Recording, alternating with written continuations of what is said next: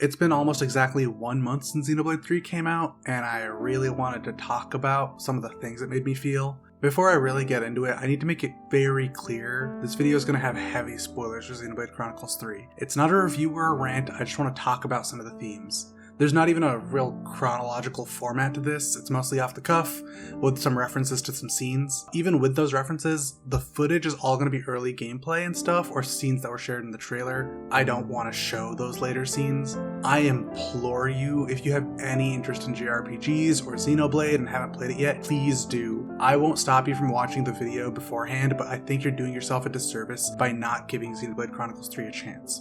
Okay, are we all good? Everyone who stayed is staying? Alright.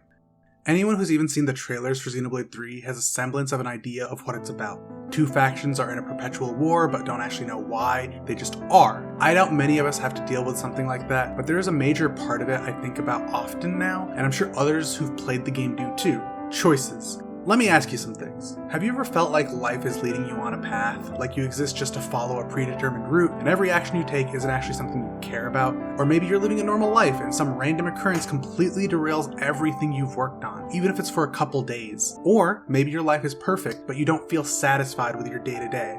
To me, that's because a lot of us feel like we can't choose what we do, whether it be because of people we're surrounded by, society in general, or simply a lack of control in our lives. But there's also the fact that people give certain actions and events an arbitrary value based on what other people think, and they feel like because of that, whatever they happen to be doing isn't worthwhile, even if that's not what they personally feel.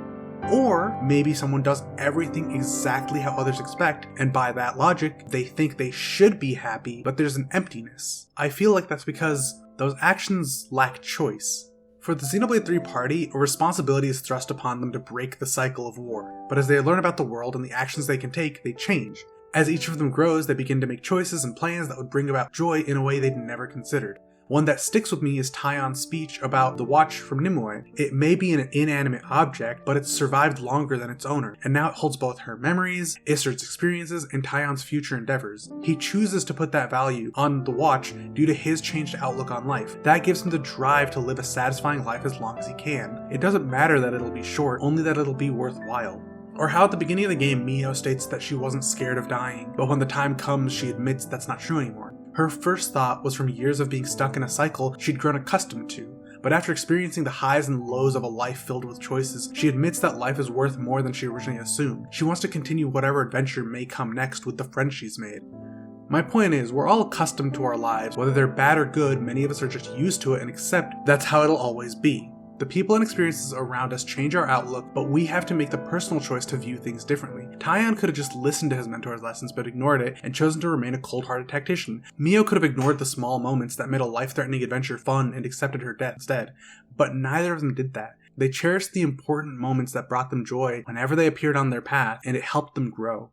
I think it's especially important to recognize that even if someone helps identify a necessary change, they can't be the ones to drive it. A person has to make their own personal choice to improve. Noah, Uni, Lance, and Senna all have their own hangups, but each takes their own path to grow from it. I especially relate to Lance admitting that his confidence and aggression is the facade of a scared person who's not sure what's happening, but accepting that allows him to grow into a reliable ally and strong protector. I'm not some fighting adventure, but accepting the part of me that was a scared and insecure kid helped me grow into the reliable adult I am now. I can give advice about experiences that people are going through because I've dealt with that part of my own past. And even in those moments of hardship, there were little nuggets of positivity that are all I remember now, or at least I try to. And sometimes there won't be those happy moments. Sometimes we need to go from hardship to hardship. Noah and his party choose to go from one fight to another, with each having gradually harsher stakes. Yet they push on and persevere because they know there's a light at the end of the journey. It may be bittersweet, but it's the best choice for them. It's what will give them a satisfying change to the lives they've had to survive through. Life isn't some video game. Even if we gamify everything, we have to do certain things to survive,